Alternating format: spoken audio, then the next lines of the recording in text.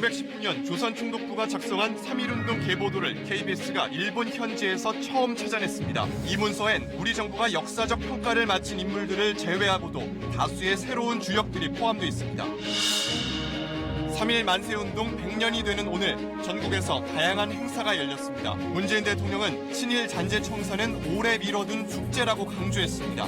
친일은 반성해야 할 일이고 독립운동은 예우받아야 할 일이라는 가장 단순한 가치를 바로 세우는 일입니다. 김정은 위원장은 오늘 베트남 국가주석과의 정상회담 등 친선 방문 일정을 진행하고 있습니다. 일정을 앞당겨 내일 오전 귀국길에 오르면서 시진핑 주석을 만날 가능성이 커졌다는 관측입니다. 북한이 대북 제재 전면 해제가 아닌 일부 제재 완화를 요구했다며 트럼프 대통령의 기자회견 내용을 정면으로 반박했습니다. 미국도 다시 이 주장을 재반박하고 나섰는데 진실은 무엇인지 알아봤습니다.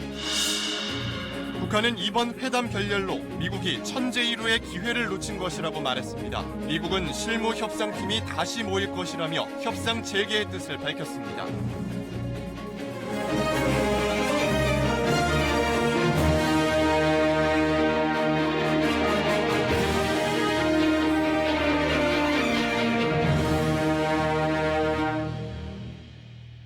(3.1운동) 100년 특집 9시 뉴스는 광화문 특설 스튜디오에서 시작하겠습니다. 2차 북미 정상회담의 합의 결렬의 이유를 놓고 북미 간의 입장이 엇갈리고 있습니다. 간밤 북한이 트럼프 대통령을 반박하면서 또 다른 국면으로 흐르고 있습니다. 문재인 대통령은 이제 우리의 역할이 더 중요해졌다면서 적극적으로 중재하겠다는 입장을 명확히 했습니다. 이 소식은 잠시 뒤에 전해드리겠습니다. 지금 제 뒤로 보이는 건물, 일제 식민통치기구였던 조선총독부입니다. 실제 건물이 있던 경복궁 바로 앞에 KBS가 당시의 모습을 증강현실로 재현했습니다. 보시면 일본의 의도는 명확합니다. 조선과 조선 왕실의 상징이었던 경복궁에 총독부를 세워서 민족적 자존심을 짓밟고 일제의 지배력을 보이고자 한 것입니다. 이제 KBS가 단독 보도할 역사적 사료도 바로 이곳 총독부에서 만든 것입니다. 조선 총독부가 만든 이른바 3.1운동 계보도를 KBS 탐사보도부가 일본 현지에서 최초 발굴했습니다. 3.1운동을 이끈 주도자급 인물 한 명 한 명 140명을 계보 형태로 조선 총독부가 그려놓은 자료입니다. 여기에는 우리가 몰랐던 독립운동가도 등장합니다. 이 자료가 어떤 의미를 갖는지 또 이친 독립운동가는 누구인지 집중 보도합니다. 탐사보도부 이재석, 유원중, 이세중 세 기자가 차례로 전해드리겠습니다.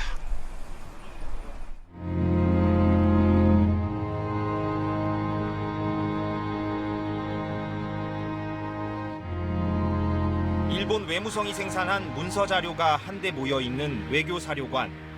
3.1운동 이후 경계심이 한층 높아진 일제가 밀정을 활용해 촘촘한 감시망을 마련한 흔적이 공문서로 포착됩니다. 일본 관원이 다수의 밀정을 사용해서 선교사의 가족에 출입하는 다수의 조선인을 왕래하는 사람들의 어떤 것을 동향을 지금 보고했다는 내용입니다. 취재진은 일본 공공기관뿐 아니라 분야별로 전문화된 고서점에서도 3.1운동과 밀정 관련 자료를 수개월 동안 추적했습니다. 그 과정에서 도쿄의 한 고서점에서 이른바 3.1운동 계보도를 찾아냈습니다. 3.1운동을 주도한 사람들 140명의 이름이 빼곡하게 계보 형태로 그려져 있습니다. 말하자면 원본 계보도가 들어가 있었던 거죠. 그렇죠. 예. 이게 한 수십 장 속에 들어 있었던 겁니다. 그 중에 이제 소요에 관계된 것만 빼낸 거죠. 예. 천도교를 이끌었던 손병희 선생을 맨 위로 놓고 민족 대표 33인 중 천도교 측 인사들이 아래로 배치됩니다. 독립선언서가 배포된 천도교 조직망이 각 지역 책임자들 이름으로 이어집니다. 기독교계를 이끈 이승훈 선생을 시작으로 각급 주도자들을 거쳐서 6개 학교 학생운동 대표자들로 이어집니다. 1919년 3월 1일 탑골공원에 모인 청년들을 이끌었던 사람들입니다. 특히 정주조, 평양조, 의주조 등 북한 지역 목사들을 주축으로 3.1운동의 동력이 북쪽으로 전해집니다.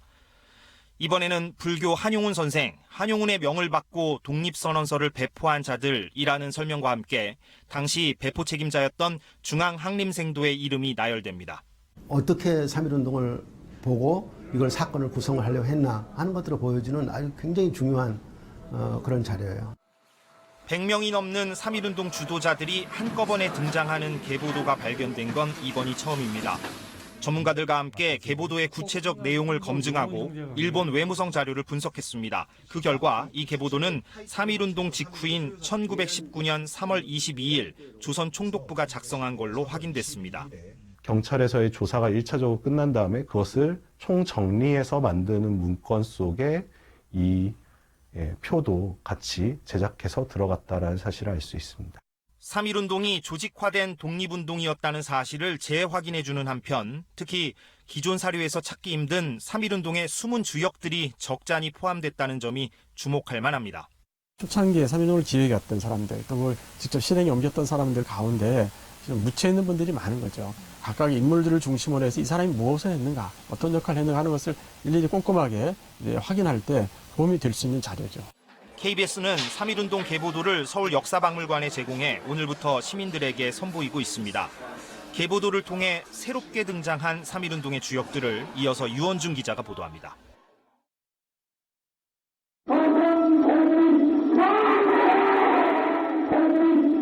들불처럼 번진 3.1 만세운동으로 당시 조선총독부는 크게 당황합니다.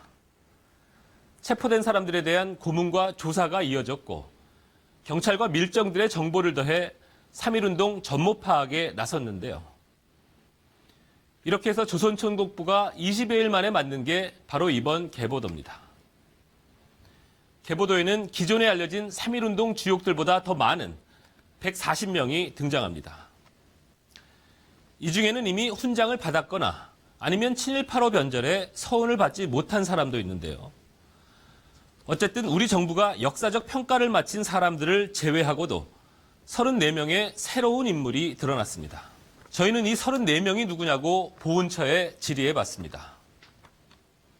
그러자 9명은 현재 독립유공자 심사가 진행 중이고 10명은 친일 또는 월북 등 이상 행적을 보인 사람들로 파악하고 있다는 답변이었습니다.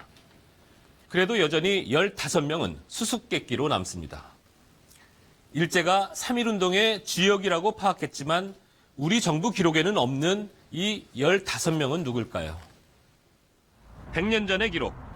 탐사K는 지난 2달에 걸쳐 이들의 흔적을 추적했고 일부지만 의미 있는 사실을 찾아냈습니다. 이 얘기는 이세중 기자가 전하겠습니다. 전문학교 학생 대표자 중 한 명으로 기록된 주익 선생. 보성 전문학교 현 고려대학교에서 실마리를 찾았습니다.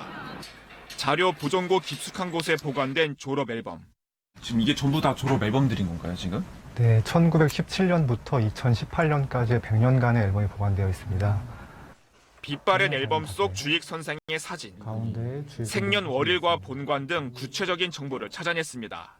본관이 신안이고, 그러니까 신안주시란 뜻이죠. 그리고 학과가 법과이고. 후손은 어디에 있을까? 주익 선생의 본관인 신안주시 종친회를 찾았습니다. 주익이라는 이름 옆에 적힌 그의 활약상.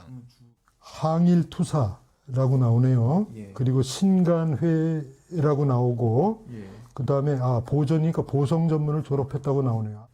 족보에 나오는 주익 선생의 아들과 손자, 증손주들. 이를 토대로 수소문학 끝에 부산에 후손이 살고 있다는 사실을 알아냈습니다. 한국 전쟁 당시 남쪽으로 피난오면서 호적 하나 챙기지 못한 가족들. 취재진이 가져간 사진으로 난생 처음 할아버지를 배웠습니다. 진짜 사진이 있으려고 상상도 못했어요. 저희 아버지 너무 어렸을 때 돌아가셔서 얘기로만 들었지. 주익 선생이 학생 대표로 독립선언서 작성에 참여했고 신간회에서 독립운동을 이어간 이야기는 취재진을 통해 처음 들었습니다. 독립운동 같은 환경도 대표도 참가했었다. 그 정도만 알지. 그 이상은 모르지.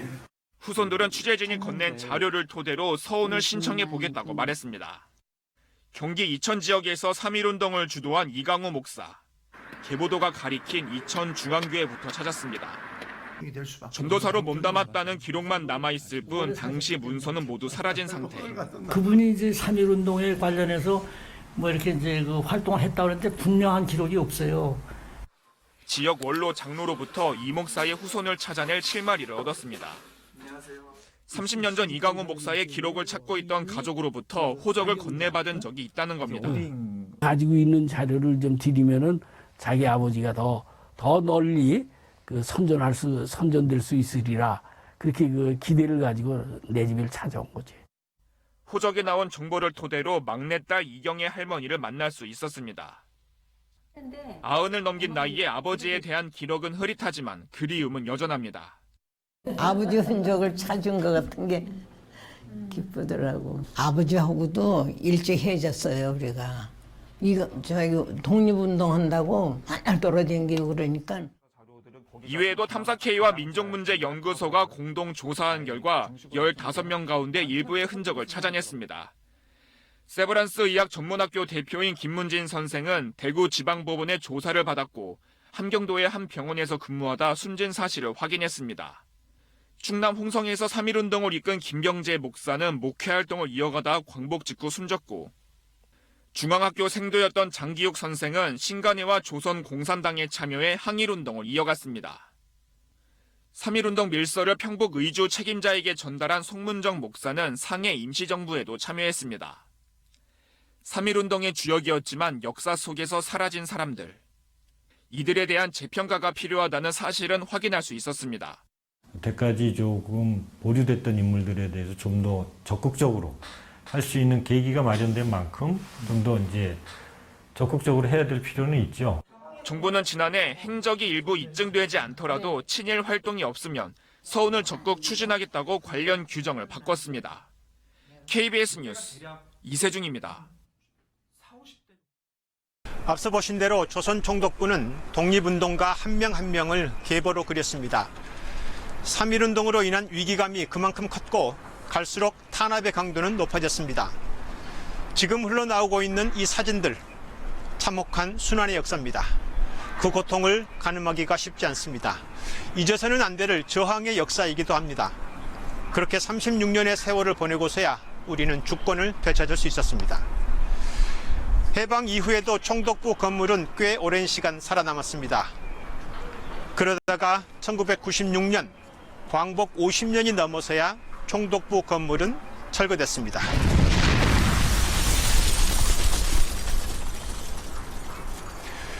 이렇게 무너지고 나서야 그 뒤로 치욕을 강요당했던 경복궁이 제 모습을 되찾았습니다. 그러나 해방 이후 220명이 넘는 친일파 인사가 대한민국의 훈장을 받았습니다. 역사의 제 모습은 언제 되찾을지 여전히 남는 질문입니다.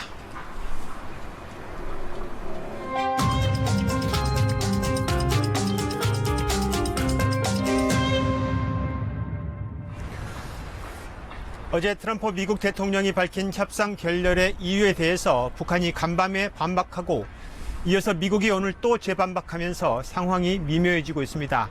하나씩 짚어보겠습니다.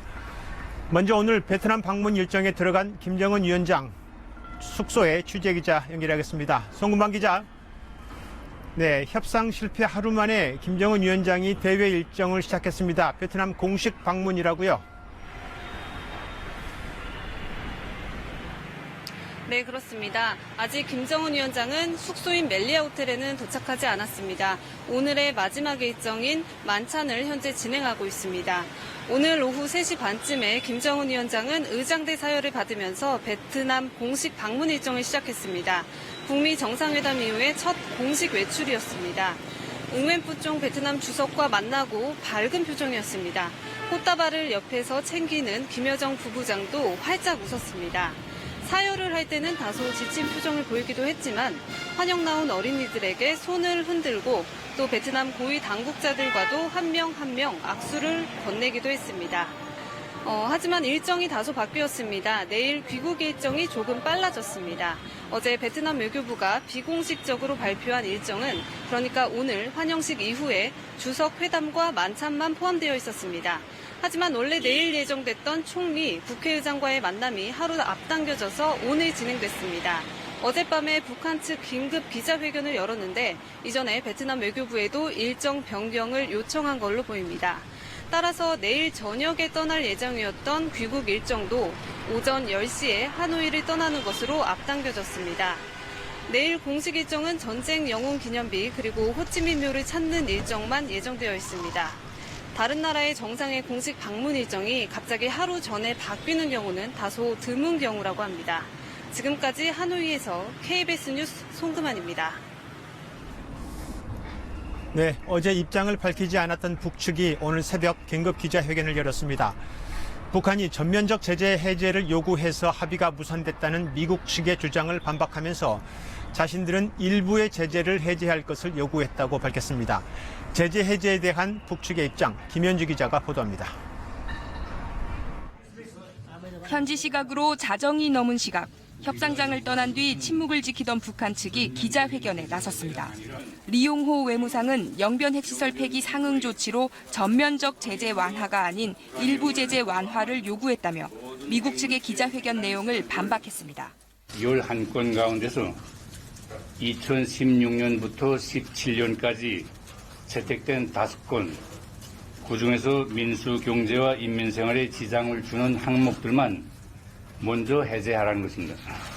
유엔 대북 제재는 미사일 발사와 핵실험이 있을 때마다 강화됐는데 정유와 원유의 북한 반입을 연간 50만 배럴과 400만 배럴로 제한하고 북한의 석탄 등 지하 자원에 이어 수산물 수출까지 금지하는 내용을 담고 있습니다.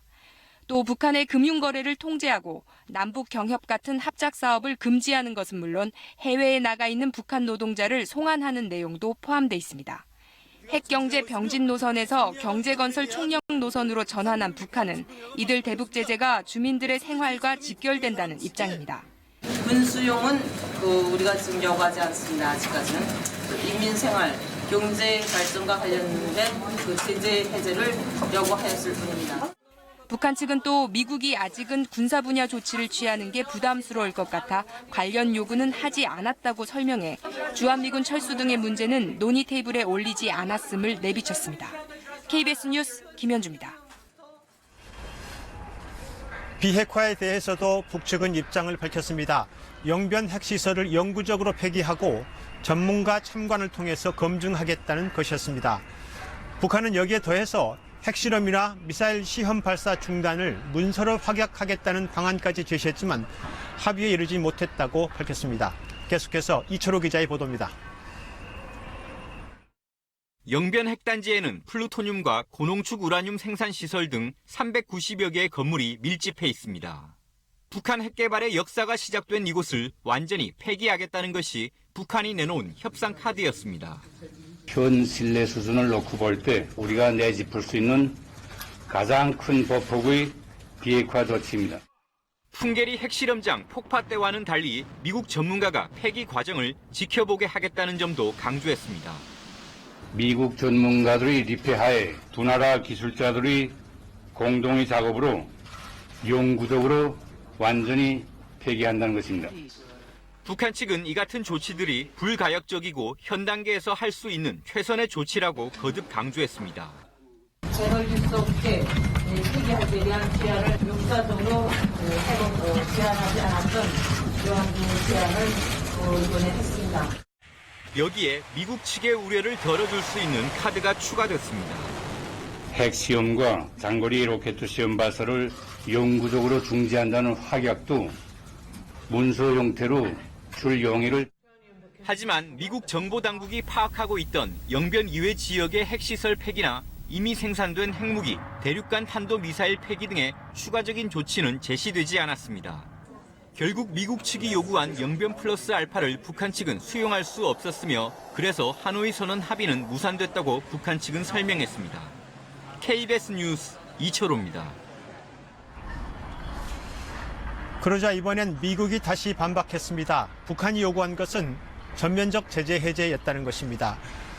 이렇게 2차 북미 정상회담의 결렬 이유를 놓고 두 나라가 진실 공방을 벌이는 형국으로 흐르고 있습니다. 두 나라 사이의 비핵화와 제재 완화에 대한 해석과 관점이 다르기 때문으로 보입니다. 그 이유를 윤진 기자가 짚어봤습니다. 이용호 북한 외무상의 기자회견 이후 폼페이오 미 국무장관이 북한의 주장을 재반박했습니다. 북한이 요구한 건 대북 제재의 전면 해제였다는 겁니다. I think the president had it exactly right. He said they basically asked for full sanctions relief. That's true. 한자리에 있었던 두 사람의 전혀 다른 주장. 이는 두 나라가 대북 제재의 성격을 달리 해석하기 때문이란 분석입니다.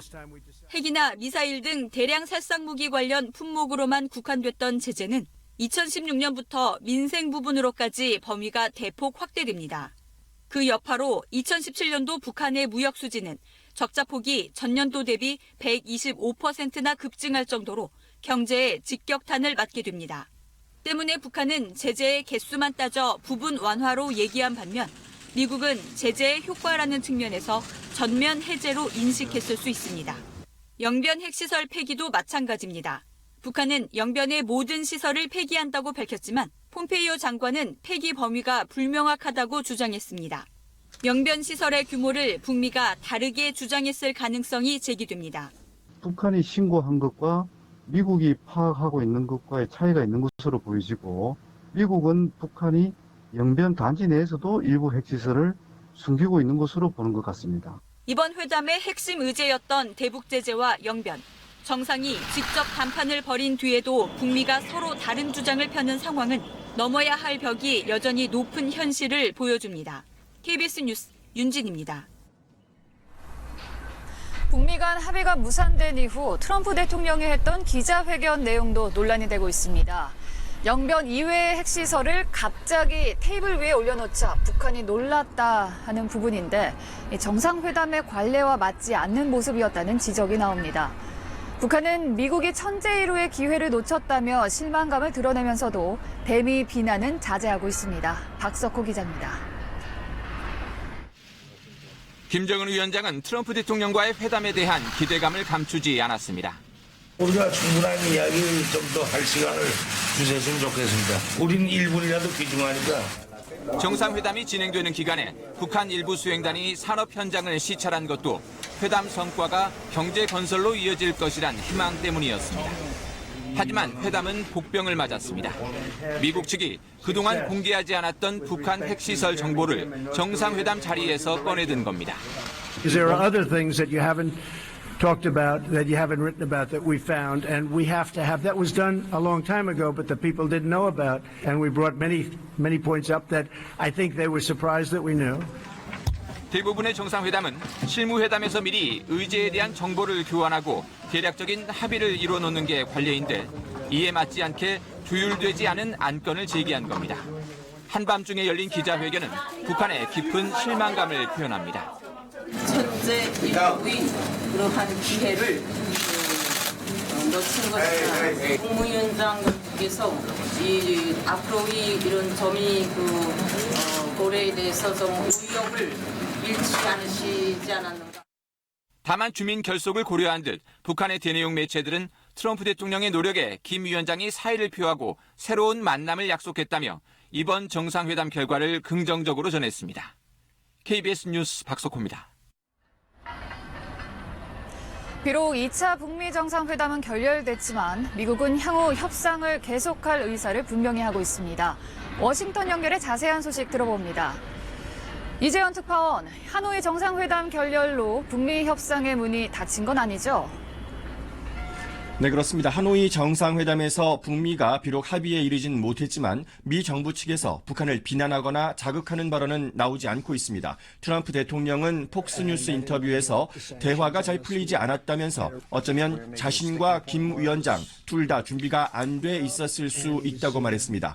언젠가는 무언가 일어날 것이라고 좋은 일이 될 거라고도 했는데요. 향후 협상의 여지를 열어놓은 발언입니다. 트럼프 대통령은 김정은 위원장과의 관계가 여전히 좋다고 말합니다. 이건 역시 향후 협상을 의식한 언급으로 볼 수 있을까요?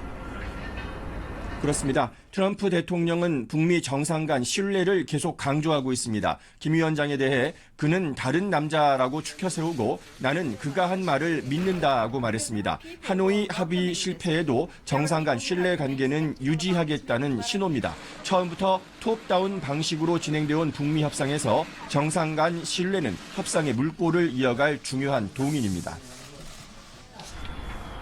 그렇다면 북미가 다시 만나서 협상할 수 있는 시기 언제로 예상됩니까? 네, 당장은 조만간은 쉽지 않아 보입니다. 폼페이오 미 국무장관도 당장은 아니라고 했습니다. 하지만 실무 협상을 재개할 의사는 분명히 밝혔습니다. 비건 대북 특별대표의 실무 협상팀이 곧 다시 모일 거라고 했습니다. We are anxious to get back to the table so we can continue that conversation that will ultimately lead to peace and stability, a better life for the North Korean people, and a lower threat, a denuclearized North Korea. 네, 폼페이오 장관은 대화가 지속되기를 바란다. 어제 북미가 헤어질 때도 그런 기류였다고 전했는데 추후 협상 날짜가 정해진 건 아닙니다. 결렬된 비핵화 협상을 두고 이 미국 정치권의 반응은 어떤가요? 미국 민주당은 처음부터 트럼프의 대북 협상에 회의적 시각이 많았습니다. 트럼프 대통령이 성급한 합의를 할까봐 우려하는 시각이 많았는데 지금은 나쁜 합의를 하는 것보다는 차라리 낫다는 평가를 내리고 있는 분위기입니다.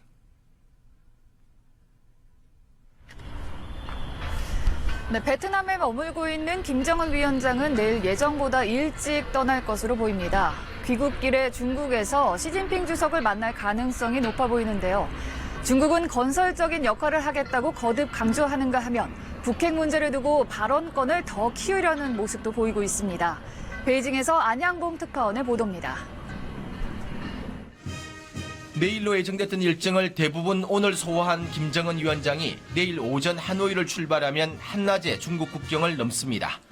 핑샹에서 베이징까지 거리는 2,756km, 시속 70km 평소 속도대로 달리면 40시간 뒤인 4일 새벽 3시쯤 베이징에 도착합니다. 3일 중국 최대 정치 행사 양회가 개막하지만 4일엔 기자회견 외에 공식 행사가 없어 이날 북중 정상회담이 가능합니다. 김 위원장이 비행기로 이동하거나 시진핑 주석이 남쪽으로 움직인다면 3일 오전에도 만날 수 있습니다. 북미 합의 결렬 뒤에 북중 정상회담이 바로 이어진다면 중국의 입지가 더 커 보일 수 있는데 중국으로선 북한 카드를 갖고 있는 것이 오히려 더 낫다는 분석도 중국에서 나옵니다. 왕이 외교부장도 리길상 북한 외무성 부상을 만난 자리에서 중국도 건설적 역할을 할 수 있기를 바란다고 밝혔고 중국 외교부 대변인은 비핵화와 제재 완화가 동시에 추진돼야 한다고 거듭 강조하며 북한의 주장에 힘을 실어줬습니다. 中方一贯主张，安理会应当根据决议的规定，并结合半岛局势的积极进展，特别是朝鲜在无核化方面采取的步骤，启动有关决议可逆条款的讨论。 그러나 영향력은 같대 북핵 문제의 당사자는 되고 싶지 않은 게 중국의 속내입니다. 가뜩이나 미국과의 관계가 껄끄러운데 이 문제로 또 덤터기를 쓰지 않을까 하는 우려도 하고 있습니다. 베이징에서 KBS 뉴스 안양봉입니다. 한편 중재자 역할을 해온 문재인 대통령이 북미 정상합의가 무산된 상황에서 돌파구를 어떻게 마련할 수 있을지에 대해서도 관심이 쏠립니다. 청와대로 가봅니다. 김지선 기자. 오늘 문 대통령이 2차 북미 정상회담 결과에 대해 직접 입장을 밝혔죠. 네, 오늘 3.1절 100주년 기념사를 통해서 밝힌 내용입니다. 북미 정상이 이해와 신뢰를 높인 것만으로도 의미 있는 진전이었다. 그리고 우리의 역할이 더 중요해졌다면서 북미 중재에 적극 나서겠다는 뜻을 밝혔습니다. 직접 들어보시겠습니다. 미국, 북한과 긴밀히 소통하고 협력하여 양국 간 대화의 완전한 타결을 반드시 성사시켜 낼 것입니다. 3.1절 100주년을 맞아 새로운 한반도 체제에 대한 구상도 공개했습니다. 신한반도 체제, 용어가 낯선데 구체적으로 어떤 내용이 담겼습니까? 네, 새로운 평화 경제 협력 공동체라고 문 대통령은 규정을 했는데 핵심은 남북 경제 협력입니다.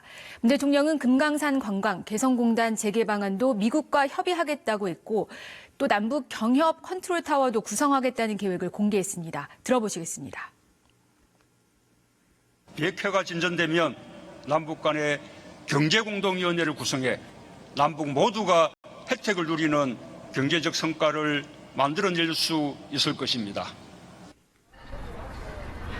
그런데 북미 합의가 무산됐는데 바로 다음 날 남북 경협 문제를 꺼내들었습니다. 뜻밖의 모습인 것 같은데요. 네, 청와대는 북한과 미국의 협상의 판 자체가 깨진 거는 아니라고 판단하고 있습니다. 그동안 북미 관계가 잘 안 풀릴 때 남북 관계로 북미 협상 동력을 만들기도 했었거든요. 그러니까 북한과 미국이 대화를 이어가도록 중재 역할도 하면서 또 다른 한 축인 남북 관계에서도 성과를 내보겠다, 이런 계획인 셈입니다. 이런 구상이 실현되려면 대북 제재 문제가 해결돼야 하고 결국에는 북미 협상 돌파구를 마련해야 한다는 건데 어떤 방안이 있습니까? 네, 북미가 진실 공방까지 벌이고 있는 상황에서 양측이 접점을 찾게 하려면 일단 양측의 얘기를 들어봐야 할 겁니다. 앞서 트럼프 대통령이 문 대통령에게 김정은 위원장과 대화를 해서 그 결과를 알려달라 이렇게 당부한 만큼 문 대통령이 김 위원장과 소통을 할 것으로 보이고요. 그 방법으론 대북 특사 파견이나 지난해처럼 깜짝 판문점 남북 정상회담 그리고 정상 간 한라인 가동 등이 거론되고 있습니다. 그 뒤에 한미 정상이 만나 논의를 할 것으로 보이는데요. 청와대 관계자는 곧 어떤 형태로든 북한, 미국 측과의 실무급 접촉이 먼저 있을 것이라고 예고했습니다. 지금까지 청와대에서 전해드렸습니다.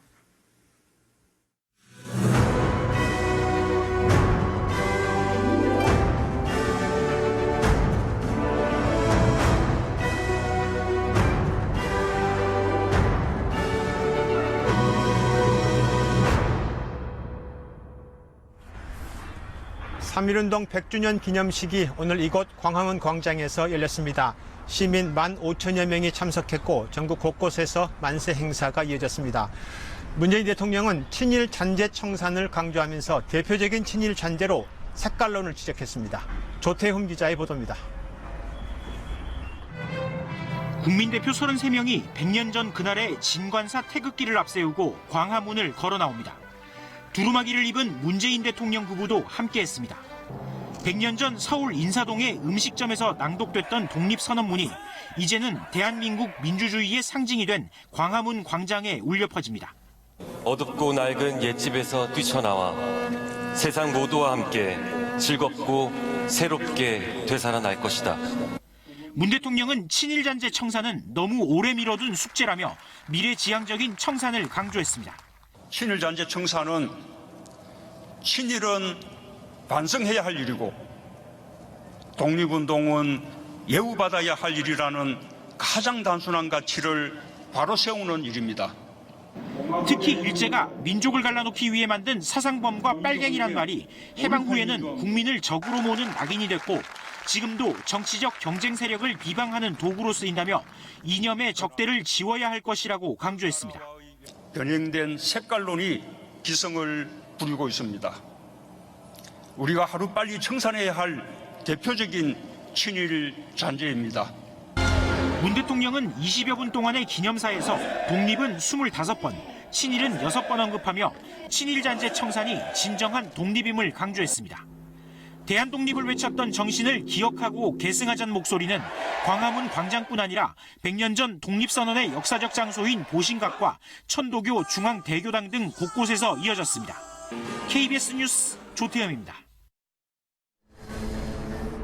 과거 일제가 가장 먼저 한반도 땅을 침탈한 땅이 독도였습니다.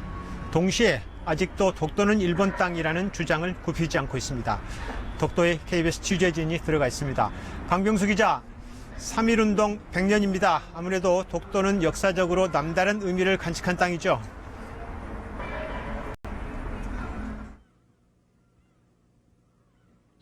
네, 제 뒤에 적힌 글씨 잘 보이십니까? 저는 지금 대한민국 땅 동쪽 끝 한국령 독도에 서 있습니다. 지금 이곳 독도는 밤이 되면서 바람이 조금 불기 시작했고 섬 전체에는 파도 소리만 가득합니다. 이 독도는 사실 슬픈 역사를 간직한 땅입니다. 앞서 말씀하신 대로 일본이 한반도를 침탈하는 과정에서 가장 먼저 빼앗은 곳입니다. 그런 만큼 독도는 단순한 영토가 아니라 일본 제국주의의 침몰과 함께 되찾은 역사의 땅이라고 말씀드릴 수 있겠습니다. 네, 독도에서도 오늘 3.1운동 100년을 기념하는 만세 소리가 울려 퍼졌다면서요. 어떤 행사가 열렸습니까? 네, 밤낮으로 독도를 지키고 있는 독도 경비대원들이 먼저 나섰습니다. 오늘 오전 서울 광화문 광장에서 열린 3.1운동 100주년 기념행사에 참여한 건데요. 이 행사 프로그램 중 하나로 전 국민이 함께하는 만세 삼창 행사가 진행됐습니다. 독도를 대표해 나온 독도 경비대원들도 100년 전의 함성을 기억하자며 다 함께 만세를 외쳤습니다. 100년 전 오늘 3.1운동의 함성을 되새기며 새로운 냉년을 위하여 만세를 부르겠습니다. 대한독립 만세! 만세! 만세! 만세! 대원들은 3.1운동 100주년 행사에 독도를 수호하는 일원으로 참여해 기쁘다면서 독도에 지속적인 관심과 사랑을 보내달라고 부탁했습니다.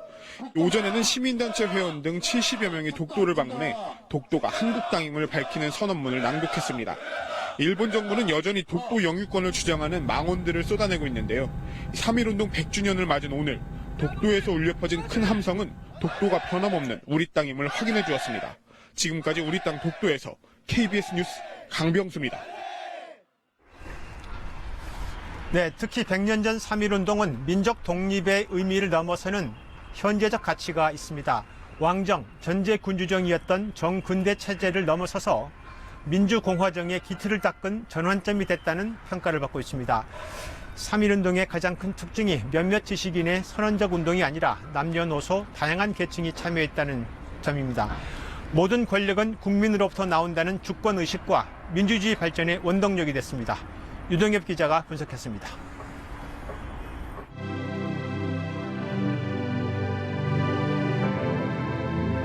이곳 서대문형무소는 일제강점기 독립투사들의 한이 어린 곳이죠. 당시 수용 정원은 500명이었습니다. 하지만 3.1운동 직후에는 잡혀온 사람들이 크게 늘어서 수감자가 3천여 명에 달했습니다.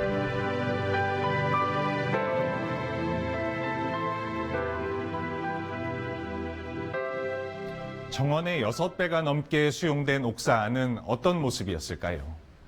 가로 세로 3m가 안 되는 공간에 10명이 넘게 갇혀 누울 자리조차 없었습니다. 당시 여기 갇힌 독립운동가들은 수용자 카드로 확인할 수 있는데요.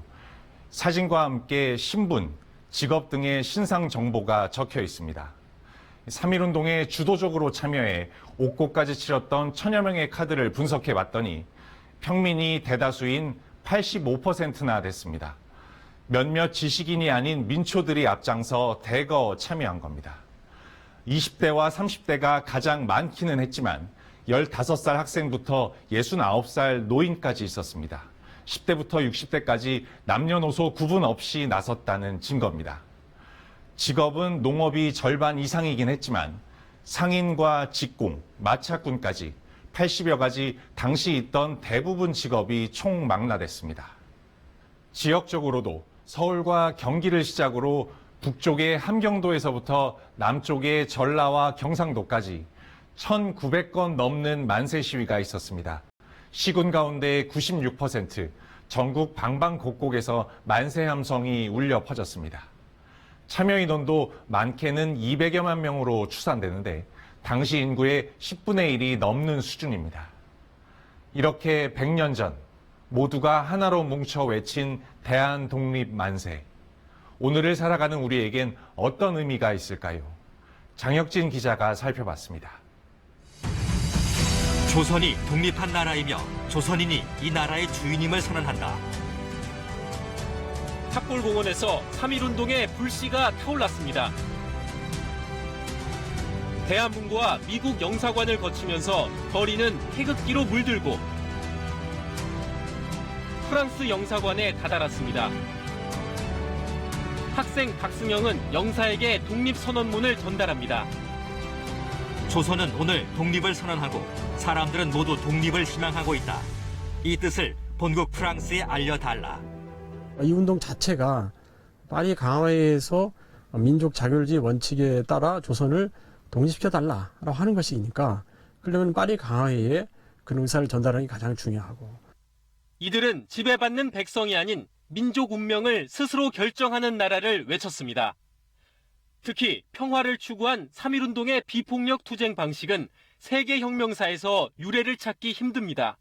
전쟁이라고 하는 방식이나 폭력의 방식이 아니고 평화라고 하는 어떤 세계 기운 속에서 우리의 독립 의지를 보여주겠다는 의지를 갖고 있었기 때문에 정의의 결정체다 이렇게 평가를 할 정도로 3.1운동은 인간 자유에 대한 외침이었고 계층과 성별을 뛰어넘어 모두가 참여했습니다. 그 정신은 임시정부 헌장의 민주공화제로 발현돼 지금 헌법까지 이어집니다. 특히 부조리한 현실을 민중의 힘으로 바꾸겠다는 주권의식은 민주화 운동의 구비구비마다 스며들어 민주주의 발전의 원동력이 됐습니다. 민족이 앞으로 어려운 난제에 부딪힐 때마다 반드시 교훈과 모범으로서 배워야 할 전통이라고 말할 수 있습니다. 만세를 외치며 모두가 하나가 됐던 100년 전 오늘. 분열과 갈등의 시대에 사는 우리에게 미래에 나아갈 방향을 비춰줍니다. KBS 뉴스 장혁진입니다.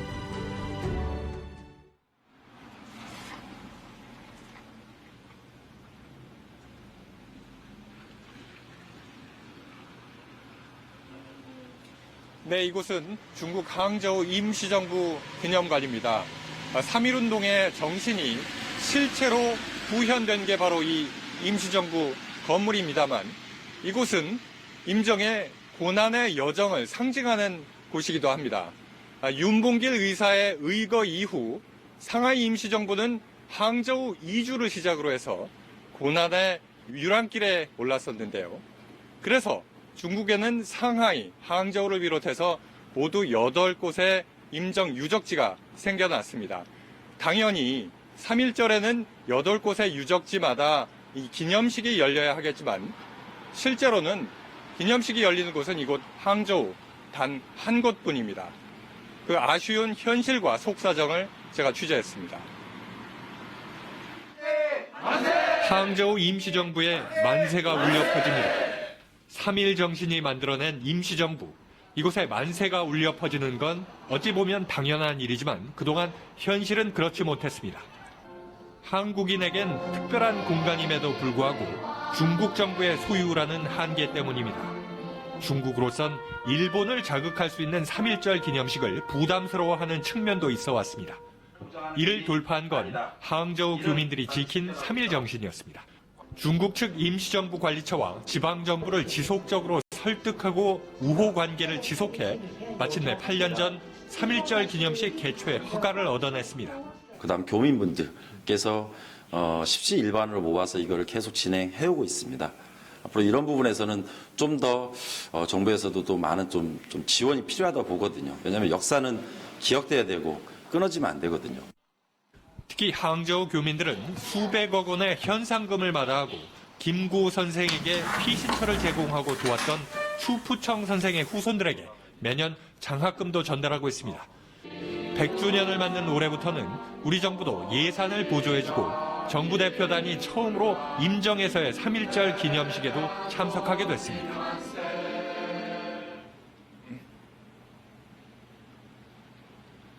네, 3.1운동의 정신을 계승해서 임시정부가 세워졌지만 이 중국 내 독립운동이 임시정부 중심으로 통합되기까지는 많은 우여곡절이 있었는데요.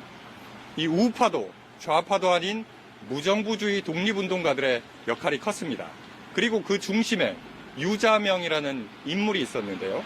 이 재평가 움직임이 일고 있는 그의 여정을 강민수 특파원이 취재했습니다. 중국 후난 농업대학 교정에 독립운동가 유자명 선생의 기념관이 건립됐습니다. 중국에서 이렇게 위대한 농학자로 추앙받는 유자명 선생은 1919년 충주 농업학교 교사 시절 3.1 만세 시위를 계획하다 발각돼 중국으로 망명했습니다. 이내 베이징에서 아나키즘, 이른바 무정부주의 사상을 수용합니다. 我父亲他为了争取这个韩国独立，那么他也需要一种这个思想武装。 단재 신채호 선생이 한때 베이징에서 기거했던 곳입니다. 유자명 선생은 이곳에서 신 선생과 6개월을 함께 살면서 신 선생을 무정부주의 사상으로 이끌었습니다. 이들이 채택한 독립 방법은 의열 무장투쟁이었습니다. 유 선생의 회고록에는 나석주 의사의 동양척식 주식회사 폭탄 투척 거사를 돕는 과정이 자세히 나옵니다. 나는 천진에서 나석주와 같이 있었다. 나석주는 나와 같이 위해로 가서 어선을 준비하게 되었다. 좌익도 우익도 아니었던 아나키스트 유자명은 김구 선생과 함께 독립세력의 통합에도 앞장섰습니다. 유자명은 지난 1942년 바로 이곳 충칭 임시정부에 드디어 합류하게 됐습니다. 그에게 무정부주의 이념 자체는 일제로부터의 독립을 의미하는 것이었고 또 그렇게 하기 위해서는 여러 독립단체들의 단결 그리고 연대가 중요했기 때문일 겁니다. 유자명은 1950년 6월 귀국길에 나섰다가 전쟁 발발 소식을 듣고 발걸음을 돌려야 했습니다. 他们的目的还是要恢复国家的独立，而并不是要实现一个什么无政府的社会。他们不是这样。 이렇게 중국에서 농학자의 삶을 택한 유자명 선생은 이후 남북한은 물론 중국에서도 훈장을 받은 유일한 독립운동가로 남았습니다. 베이징에서 KBS 뉴스 강민수입니다.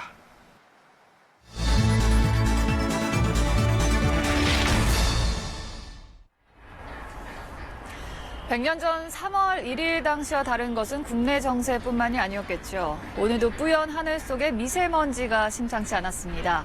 특히 내륙 일부 지역은 관측 사상 최고치를 경신하며 이례적으로 중국 수도권보다 높은 미세먼지 농도를 보였는데요. 원인이 무엇인지 이정훈 기상전문 기자가 전해드립니다. 봄의 시작부터 전국이 고농도 미세먼지로 뒤덮였습니다. 여의도 빌딩 숲도 짙은 미세먼지에 잠겼습니다. 좀 시야가 많이 가려져가지고 좀 조망권이 좀 잘 안 나오는 것 같네요. 예, 좀 상당히 많이 아쉽습니다. 나들이 나온 시민들도 봄 기운을 느끼기 전에 미세먼지 걱정부터 앞섭니다. 목도 따갑고 콧물도 요즘 자주 나는 것 같아요. 오늘 수도권과 충청, 호남 지방의 초미세먼지 농도는 평소 3배가 넘는 매우 나쁨 수준까지 높아졌습니다. 특히 세종과 대전, 광주는 이 지역 초미세먼지 관측을 시작한 2015년 이후 가장 높은 농도를 기록했습니다. 이번에는 이례적으로 내륙 지역의 농도가 서해안과 수도권은 물론 중국 베이징이나 산둥성보다도 높은 수준을 보였습니다. 바람이 멎은 가운데 동쪽이 산맥에 막힌 지형 효과가 더해졌기 때문으로 분석됩니다. 대기를 정체하게 하는 고기압이 서해상에 머물며 중국발 오염물질을 몰고 온 데다 국내 오염물질까지 내륙 지역에 가둔 겁니다.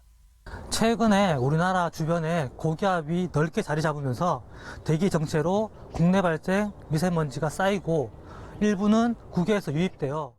내일도 서쪽 지역에 고농도 미세먼지가 머물 것으로 예상되면서 수도권과 충청 지역은 비상 저감 조치가 이어집니다. 국립환경과학원은 일요일인 모레쯤 미세먼지가 해소될 것으로 내다봤습니다. KBS 뉴스 이정훈입니다.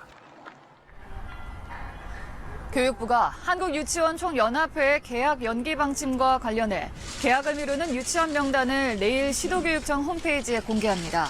교육부는 오는 4일 개학을 하지 않는 유치원에는 시정명령을 내리고 다음 날인 5일에도 개학을 안 하면 관련 법에 따라 형사고발 조치할 방침입니다. 환경부 블랙리스트 의혹을 수사하고 있는 검찰은 오늘 김은경 전 환경부 장관의 정책보좌관 출신인 노모 씨를 소환해 김 전 장관과 청와대가 산하기관 인사에 부적절하게 개입했는지 여부를 집중 수사하고 있습니다. 노 씨는 보좌관 재직 당시 환경부 인사와 관련해 재평을 모으는 등의 역할을 한 것으로 알려졌습니다. 글로벌 경기 둔화와 반도체 가격 하락세 등으로 수출이 석 달 연속 마이너스를 기록했습니다. 산업통상자원부가 조사한 2월 수출은 지난해 2월에 비해 11.1% 감소한 395억 6천만 달러를 기록해 석 달 연속 감소했습니다. 수출이 전년 동월 대비 석 달 연속 감소한 것